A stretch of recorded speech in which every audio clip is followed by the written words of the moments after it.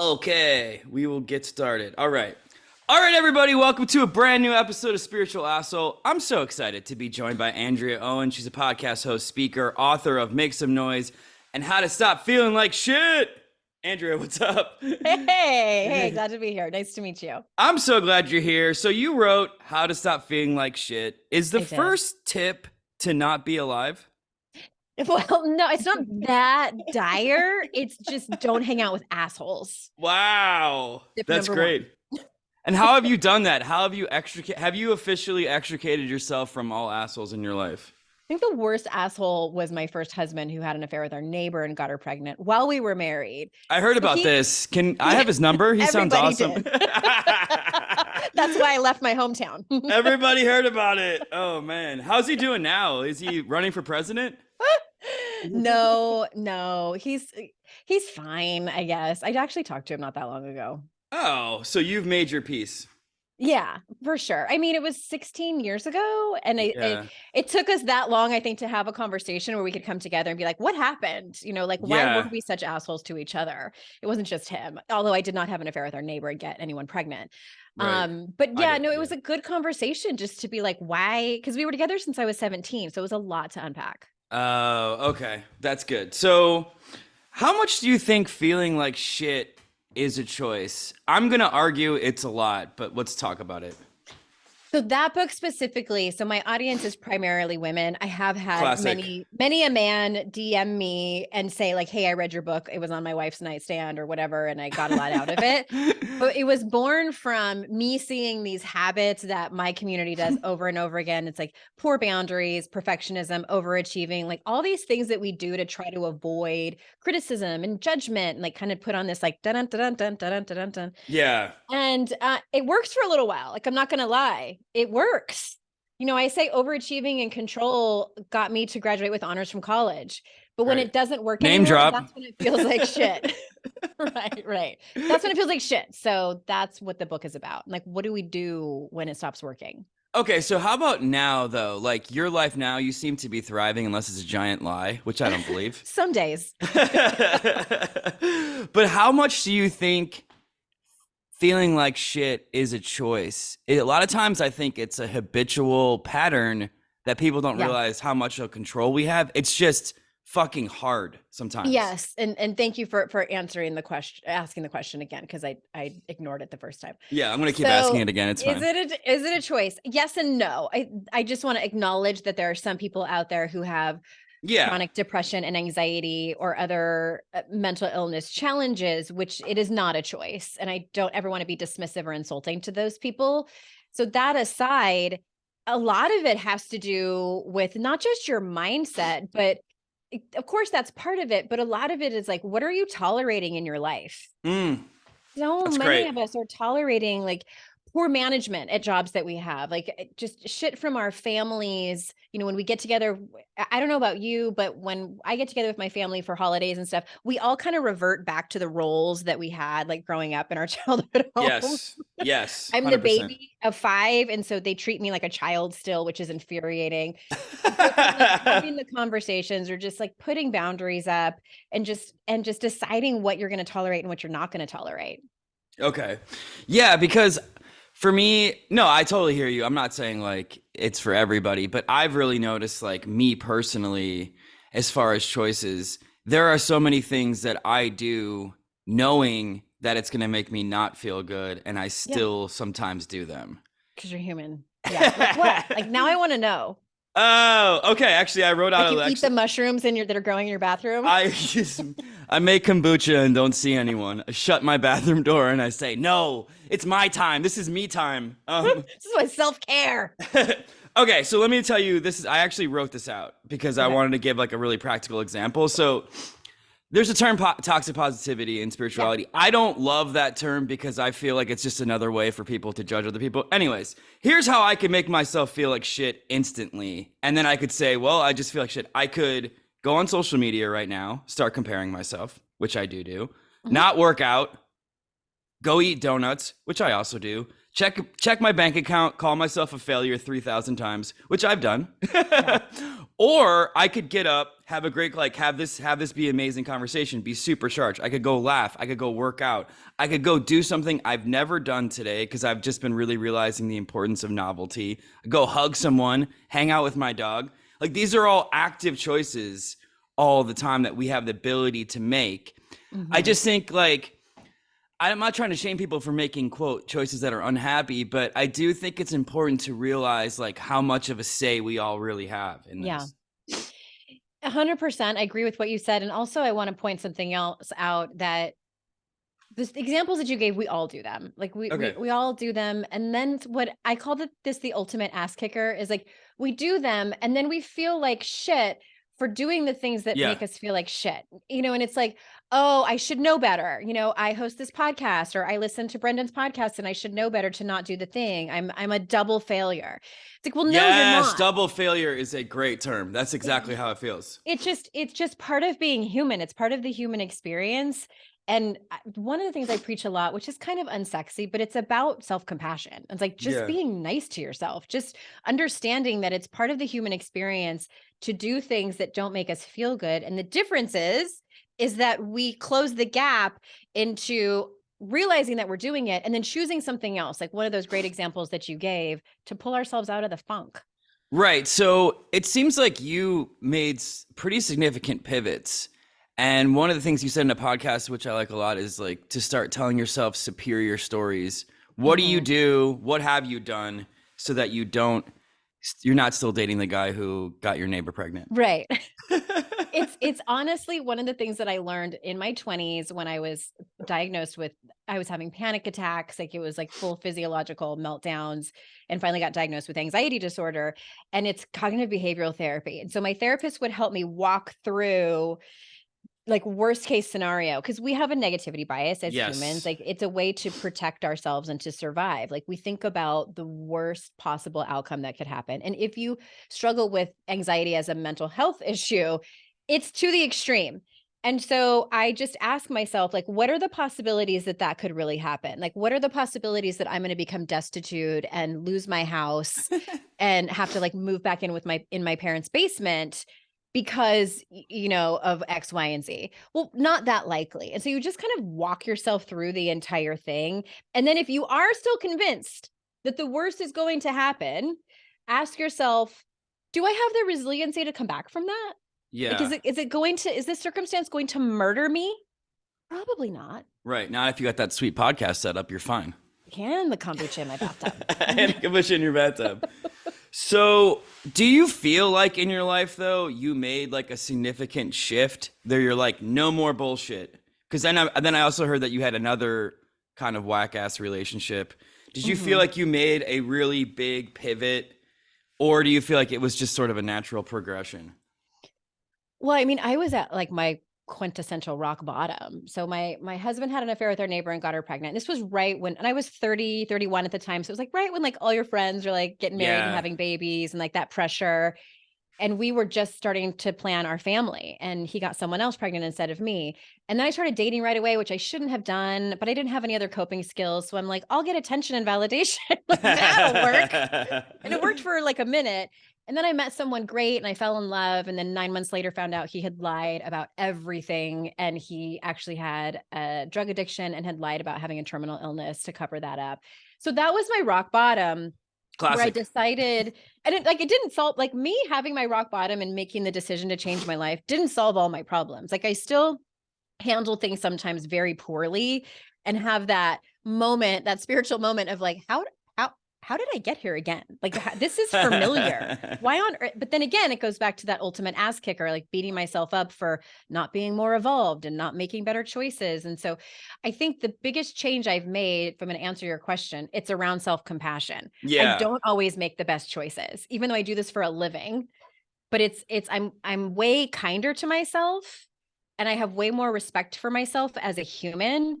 And that honestly makes all the difference, I feel like. So what's the first thing that you say to yourself when you get up in the morning? Fuck! I have to pee. I'm a middle-aged lady who's had 2 children. My bladder is in control. I have to pee. What's your self-talk game like? Speaking of self-compassion, because I think that this is such an important subject. Yeah. I start thinking about what my day is going to look like, Okay. honestly, and I've designed a life to where I'm really good about setting boundaries in terms of my schedule. So I no longer wake up and dread, looking at like 7 meetings on my calendar. So and Yeah. I'm extraordinarily privileged to be able to have done that. I understand that. But now the difference is like sometimes I still have crappy self-talk, but I catch it so fast. I Yeah. catch it so fast to where I see it coming within seconds, honestly, where Mm. it used to be hours, I'd be in it Okay. spiraling. Yeah, I just think it's so important. So, what's one thing you think the self-help industry and the wellness industry is not saying enough, is not teaching people enough? I think the thing that bothers me, social media has done so many great things, but the memification of these big personal development topics, I think Yeah. are a hindrance. So for instance, like you see memes on Instagram or Pinterest that say things like, stop comparing yourself to others. And someone might in a moment be like, that's a good idea. And then they try it and feel like a failure because they can't. Like, but there's so much more to say, and in just a nutshell, we all do it. We still do it all the time. I do it every single day, but the point is like how fast can you notice that you're doing it so that you Mm. redirect yourself. So that's just Mm. one example. Like, and also, like give 0 fucks, and it's like people who do that are legitimate sociopaths. Legitimate, like you don't want to be that person. So it's just, again, I love it. I love that they're like these bite-sized like mindset shifts, but there's more context. I love that. That was an amazing answer. Yeah, I think that that's such a good point because it's almost like another form of comparison because someone posts give 0 fucks and you're like, well, they don't give 0 fucks. But I've hung out with people that I've had in my podcast, and you start to peer behind the curtain, and you always realize that it's more complicated than that. Always. It's always Always. more, yeah, everything is more complicated, I think, than we think it is. So I agree. how much do you think that you are the person that you say you are on social media? I feel like you're pretty authentic and Yeah. honest.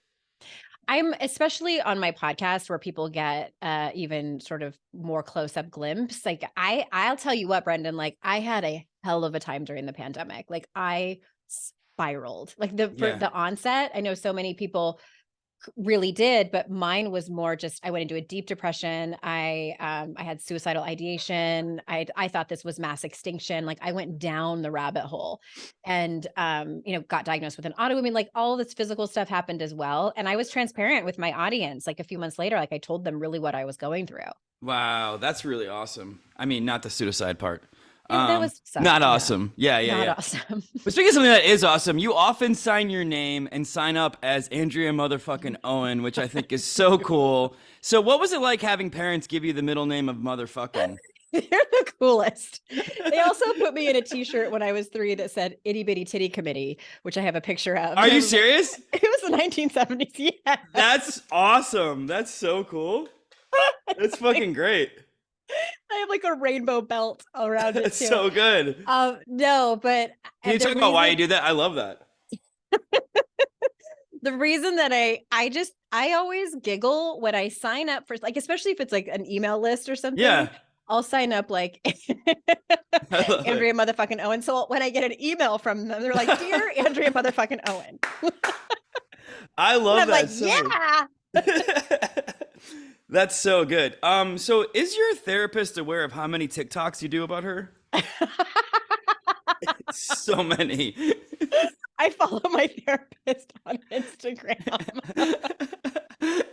I don't know. It's a good question. I just Yeah, love making fun of personal development me and too. and therapy. It's just like we have to have a sense of humor about it Oh my because God. life is hard and sad sometimes. Oh my God. I couldn't. I mean, that's the entire reason why I'm doing this podcast is because I don't want people to feel like, similar to what we were talking about, comparison, that it's this easy thing or it's this like not human. It's all human.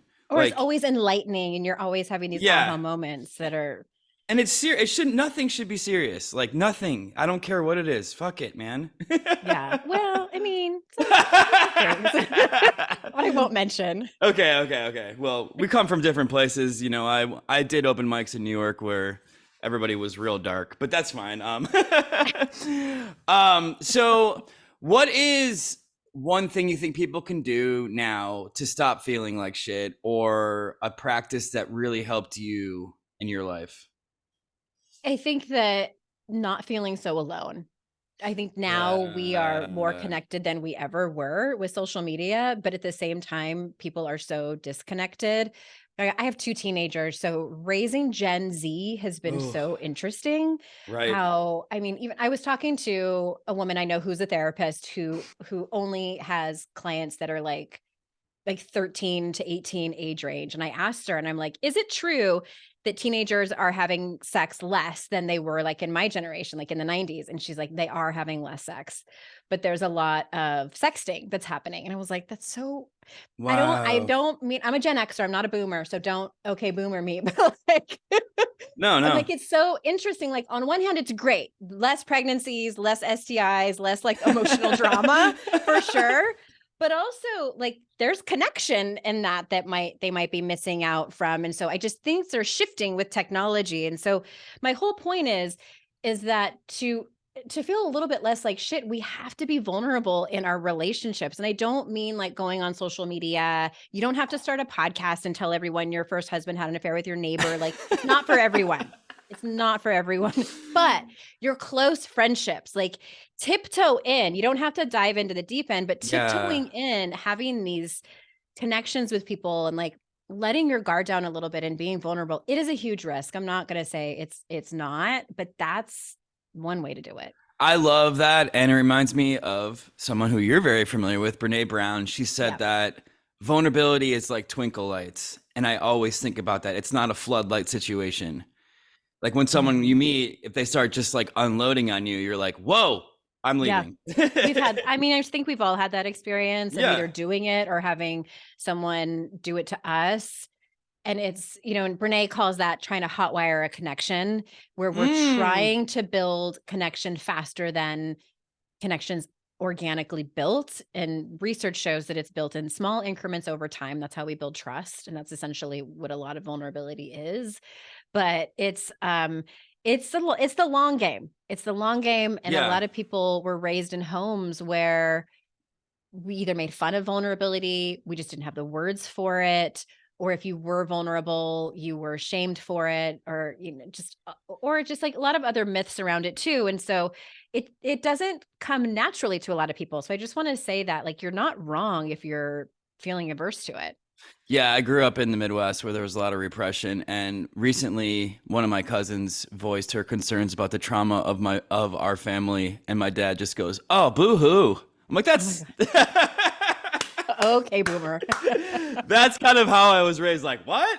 No, we don't. What the fuck are you talking about?" So I just really quick, I want to go back to this because I think it's so important. I've never heard someone frame it like this, but isolation as a self-destructive habit. Hmm. I love that you mentioned this, and you almost kind of frame it in a way, almost as a way of saying it's also kind of self-sabotage. And I have questioned this about myself often recently, like, are you hiding because everything I do is almost alone? What do you think about that, especially in today's age with the pandemic just happened, everybody's on the phone, like you mentioned? Yeah, what do you think about all that? You mean just isolation in general and how Yeah, we use like, it as a coping yeah, mechanism? as how we use it Hmm. as a coping mechanism is such an interesting thing. Well, I mean, this is America. Like we romanticize hyper independence. It's like go at it alone, every Yeah, man for himself. You don't need anybody, and I think especially even, I identify as a feminist and sometimes yeah. even the feminist movement can be like, you don't need no man, like, do it all yourself and be independent.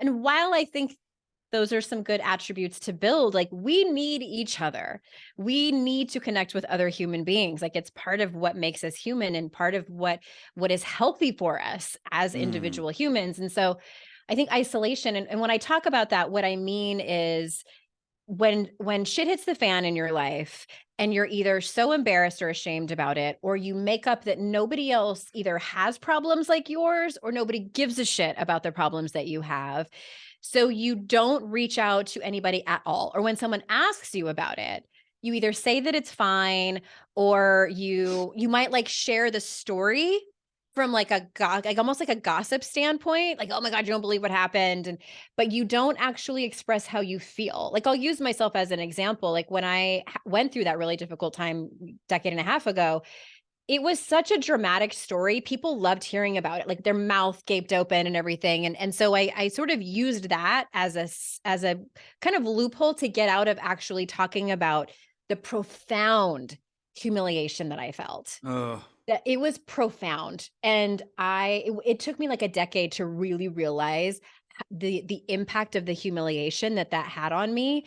And it was actually Brene, and if anyone's experienced infidelity at that level, if you're listening and you have, you might understand, Brene talks about new research that came out about humiliation and how it's directly correlated to acts of suicide and homicide. And so even just like hearing her say that, like I broke down and I was like, okay, I'm not crazy for like this yeah. trauma still living in my body. And so all that to say, circling back to isolation, in a way, isolation feels safer. And I just want to say, I understand that. And I see you if you're someone listening who feels like, no.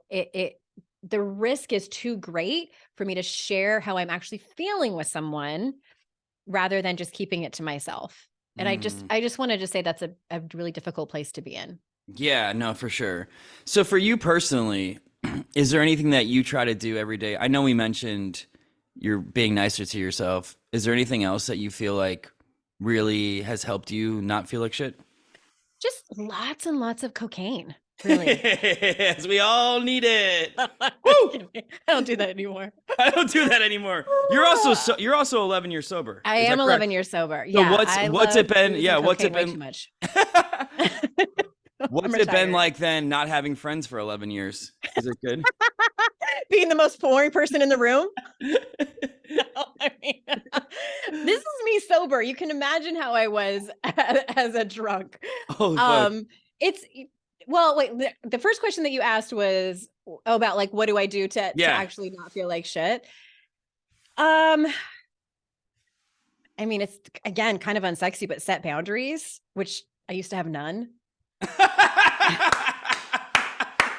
It was like, oh, you want to have sex with me and you're like marginally good looking? Let's go for it. Okay, great. Again, not drinking helps those decisions. But no, getting sober, I got sober in 2011 and Oh that wow. really flipped me upside down and shook me out. Like just I was like, "Oh, you mean I have to actually like deal with my feelings without Mm. drowning them?" It was it was quite an experience, but I knew it was something that I had to do. My dad got sober when I was 18, and so I learned what a quote unquote high functioning alcoholic was, and I knew where my life was headed if I kept drinking. And so I was not happy about it, Brendan. Like, please know that I was kicking and screaming. I was like, mm-mm. I was the quintessential party girl. And so, but I am glad that I did it because Do I'd you be a feel like that wreck. you're still fun? Do you feel like you are still able Yeah, to? Okay, yeah, you seem fun. I am. Yeah, I really am. But I just make better decisions now. I listen to my intuition so much more. right. And I just am better boundaried. And that might make people think I'm not as fun because, when I had less boundaries, yeah, I mean, it was less fun for them, but it's way more fun for me. Which is the most important thing. So yeah, what would you say to people who are like, "How do I do boundaries? What do I do?" I think it starts with just figuring out what boundaries you need to set. I'm not saying you have to do them. I just would say make a list. Anyone you feel resentful towards, anyone you're passive aggressive towards, Mm. anyone that you feel like they ask you to do something and you're like your answer might have a little bite to it. And Resentment, I think, is ugh, if you resent anybody, there's a really good chance you don't have boundaries with that person. I would say there's a 100% chance that a boundary needs to be set. Wow, we just discovered something awesome. We should write a separate book on this. This is kick ass. Let's do it. $1 million coming our way. All right, But perfect. the resentment is a huge piece of it, and people don't mind read. They don't know your Yes. boundaries if you don't say them. And I would also recommend getting some kind of book or pamphlet that talks about how to have these hard conversations because they don't come naturally to us. And some people think that like you need to be argumentative or aggressive in your boundary setting and like that's not going to get you anywhere. There's an art to it, and I mean, if you work with a therapist, the therapist can Mm. probably help you, but I definitely don't recommend going in cold. Yeah, I think starting small too. Like you don't have to go huge. Because what has happened to me in my past, I try not to do this anymore, is building up the resentment and then there's an unleashing. And you explode An while unleashing. drunk. Yeah. Fuck. And then the next day you're like, that wasn't good. Then you do a comedy bit on it, like hoping that they get what you're trying to say. It's totally fine. Yeah, I feel like starting small and knowing that, yeah, it's not going to be perfect, but at least you said and did something, you know?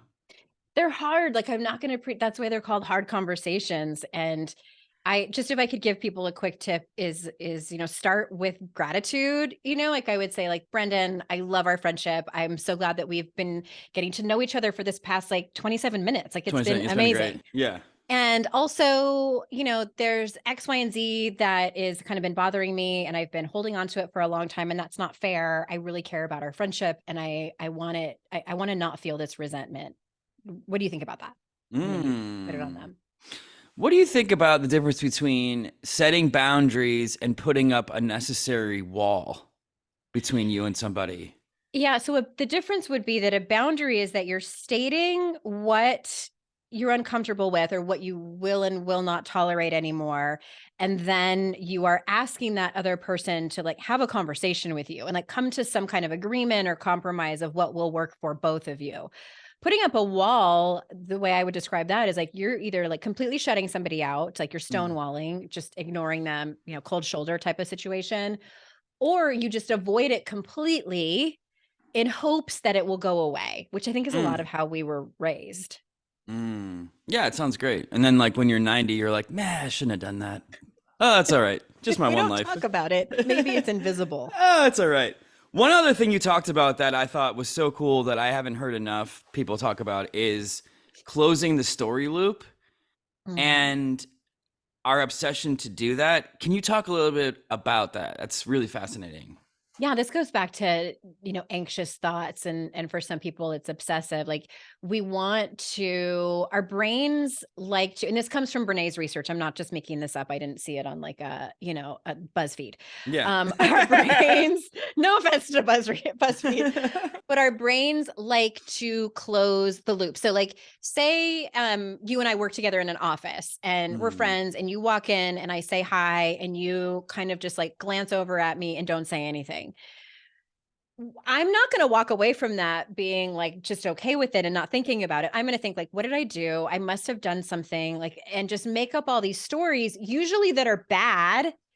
And because our brain likes to close that story loop and have an answer, a conclusion, if you will. Our brain doesn't give a shit if the story is true or false. It just likes that it's done and that you've come to a conclusion. Like this is where the term jumping to conclusions comes from. We're making assumptions. And so I think as long, and it's not about stopping doing that. You're going to keep doing it all the time. Again, it comes down to noticing when you're doing it so that you can walk yourself through a possible different scenario or just ask the person. Like one of my kids is in middle school and they're constantly coming to me with like, oh, this happened and this happened. I wonder if it's because of this. I wonder if it's because of that. And I'm like, well, you could ask them. And they're like, what? No. Are you mad? Yeah, that's fantastic. I think that this is maybe where we differ a little bit. I don't know. Are you familiar with like the law of assumption people? This idea? Are those like the little gnomes that live in? They have cookies. They have lots and lots of cookies. They come over. They work in Santa's shop.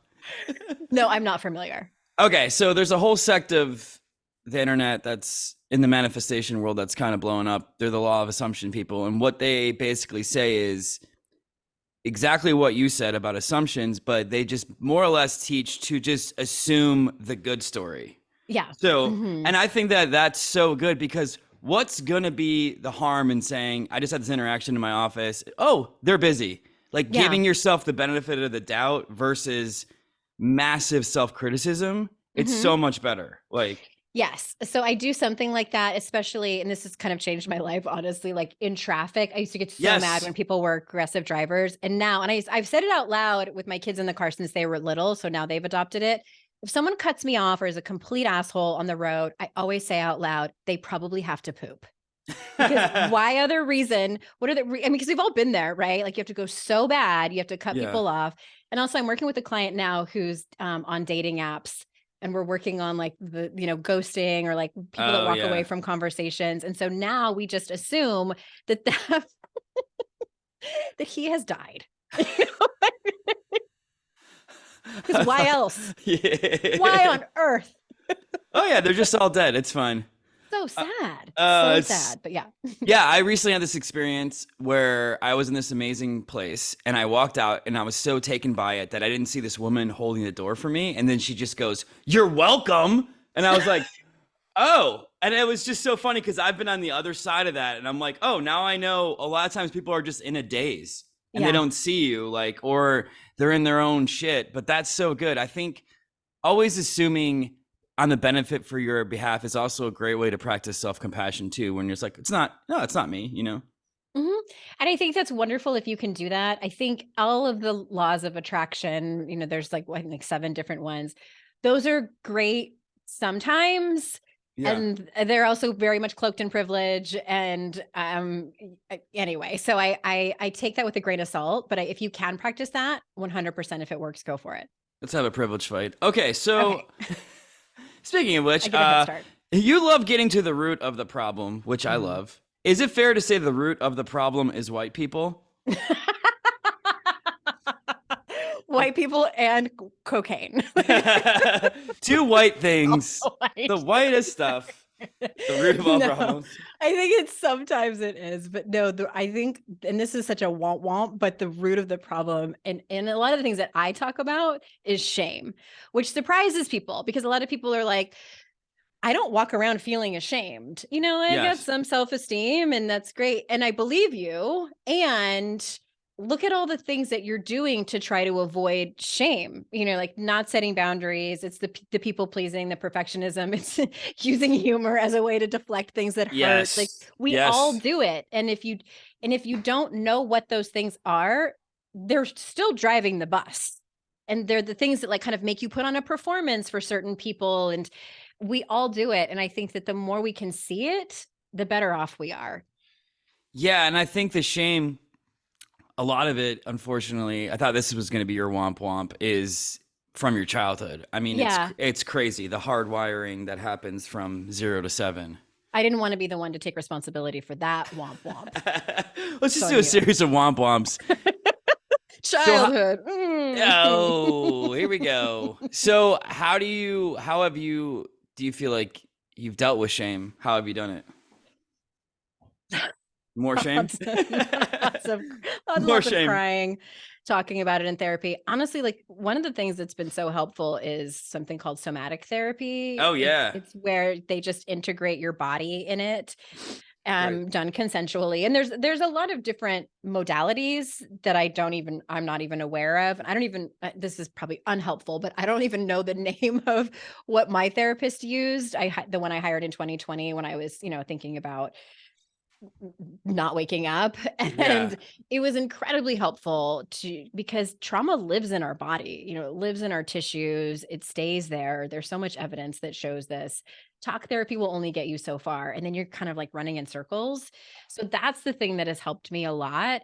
And also, and like I've mentioned before, like shame resilience is about self-compassion. It's about also, sharing your story with someone who's a good listener, not someone you sit next to at an airplane or that you meet at like Coachella, which is, fine. But if you're talking about shame resilience, those are the 2 major things: is self-compassion and empathy. And what else have you learned studying Brene Brown? Anything else that's been amazing? She's doing pretty good. Mm-hmm. She is. And I followed her like since before anybody knew who she was. So I feel like I should get points for that. One of the things is that's hard is she talks about the notion of assuming, and this is kind of points back to what you were just saying, assuming that everyone is doing the best that they can. Yeah. And this is tricky for a lot of people, especially people who have really high standards or who are perfectionists. But the caveat to that is some people's best is shit. Yes. It's like absolute shit. Absolutely. And that is where you need to set boundaries. So it's not about letting people off the hook and just, Right. letting murderers run free, but it's really about just to have compassion for people. Because again, we make so many assumptions about other people, and like, who knows what kind of day they're having, who knows what kind of childhood they had. And if you can have more compassion for them, you can also set boundaries when you see that their best is not okay with you. And I have good news. So here's the opposite of a womp womp. I've found then the more you build yourself up, the more that you feel good about yourself, the less their actions matter to you. This is true. You become stable enough to be like, oh, they're having a bad day. That's a massive sign of growth to me. To not engage in somebody else's bullshit is great. Yeah. Yeah. Especially like if you like are on social media and you click on their profile and like you see the kind of stuff that they're posting and it's just all doom and gloom. And I always think to myself, like, I wonder what it's like to be them. Like, Yeah, it's not fun. It doesn't seem like it. So it allows me to like have a little bit of love for them. It's like their brain is a haunted house. It's fun. Holy ghosts all over. Yeah. So you also talk about confidence and building up your confidence. Are you worried that if everyone becomes too confident, they'll all start doing karaoke? No. And we can't have that. We can't have a world of karaoke. Or like people fighting over like beauty pageant crowns. There's way too much confidence here. Everyone needs to be taken down. You guys all need some shame. Some fucking shame I in fell here. it from my bathtub. Some fucking shame. No, I think that we all do so much to try to act like we're confident. And I think at the end of the day, most of us are pretty insecure a lot. Yeah. But the thing I talk about is you gain confidence from doing the thing, like from taking action on it. And then people were like, oh my God, but what if it doesn't work out? Is the net going to appear? And I'm like, no. And I won't be there to catch you either. But the point too of that is like when you fail, like that's how you build resilience. Like that's how you pick yourself up. And like our parents told us, like dust yourself off and hopefully you have people in your life who can say like, that sucked. Yeah. That was bad. But you're awesome for even trying. And that, it's about small steps out of your comfort zone to be able to, because for some people, setting boundaries is a huge step out of their comfort zone. And it feels like being aggressive and mean. I just want to acknowledge that. Like 100%. Like looking at yourself in the mirror and saying like, I think I look good today. That can feel conceited and just so self-indulgent. So I just want to tell people like the tiniest of steps, turtle steps. That's so good. And also it's important, I think, doing the thing. Then you also realize that by doing the thing, it wasn't as scary as you thought it was going to be, oftentimes. Yeah. I mean, if you think about, it's like, if you've ever bombed up on stage. Oh, like... what? Never me. What? Oh, last night? The show I did last night? Oh, yeah. I think I'm familiar with this feeling. and the thing is like, and I don't want to gloss over that. Like I've had people, I was speaking in Europe one time and like didn't realize some of like my pop culture references here in the States weren't going to translate. And I'm like, oh my God, I'm losing people. People are getting up and I'm full panic. I'm like, no, wait. But then honestly, like when that happened, I was like, maybe they have to poop. Like that was a thought that went through my mind. But I think that if we can't be resilient from those moments, damn, like we're never going to get back up on stage. And it is one thing to be on fire up on stage. It is a completely different experience to get back up on stage after you have bombed. Have you ever been bombing that your lips start sticking together? No, is that what I have to look forward to? Oh, it's wonderful. Yeah.